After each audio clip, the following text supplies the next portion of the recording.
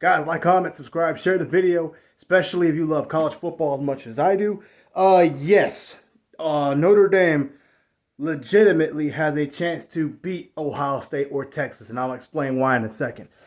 Um, it's not the fact that they beat Georgia in particular. It's the fact that they beat a team with just as much talent, if not more talent than them, and the way that they did it. Notre Dame was never really in any kind of danger in this game. That's what the shocking thing was. See, Georgia's a great team.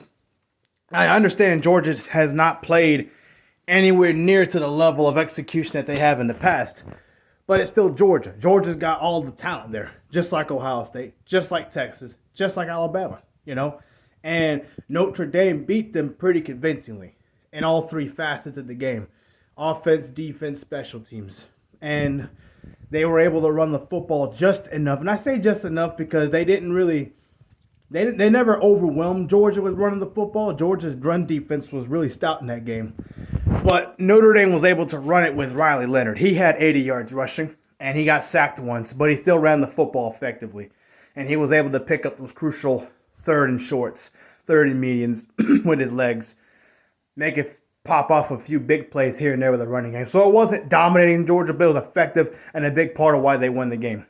They were just so disciplined. They didn't hurt themselves with any stupid mistakes. Now, they had some silly penalties, but in terms of turnovers or anything crazy, they didn't do any of that.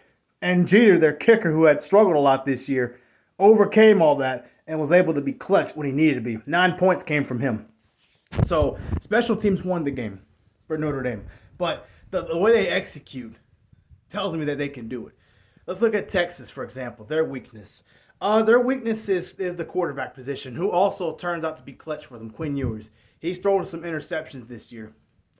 He very well could get picked off by Notre Dame's secondary. Notre Dame's defense is legit now. They proved that with Georgia. Carson Beck did not play. It does not matter. Gunnar Stockton clearly could throw the football really good. And he had several passes batted down or broken up by Notre Dame's defense. So that's pretty darn impressive. And outside of that one big touchdown pass that they gave up when they were already up 17 points, outside of that, it was pretty clear Notre Dame's secondary is really good because Georgia has some really good receivers. They have a lot of talent there. Now, I know with Texas has better receivers that make more plays, but still, when a Texas offensive line that was challenged by Georgia, Arizona State, or anybody else with any kind of pass rush, Notre Dame's defensive front can give anybody problems. Speaking of offensive line troubles, Ohio State, I'll give them credit. Their offensive line has been really good without McLaughlin, or whatever his name is, the starting center that went down earlier in the year. They've had some injuries up front. Especially in the playoffs, they've been really, really good at protecting Will Howard. But the problem is Notre Dame has a really, really good pass rush. They got 4 sacks against Georgia. They forced a few fumbles. They got some fourth down stops. That defense is good. And while you have NFL wide receivers, you need time to protect your quarterback to get those passes downfield. And I know I go back to the Michigan game, not just because they beat Ohio State, but the way Michigan did it without much offense. Think about it. Notre Dame plays a lot like Michigan defensively. Really good pass rush, really good pass defense with guys that aren't high-rated players, but they've played better than Michigan throughout the whole year in pass defense. And Michigan was able to shut down the passing game, which led to Ohio State trying to run the football, and they just couldn't because they're not much. They can run the football, but that's not the strength of their offense. That's what I'm going to say. Okay, I don't want to disrespect Ohio State because that's not necessary for this video.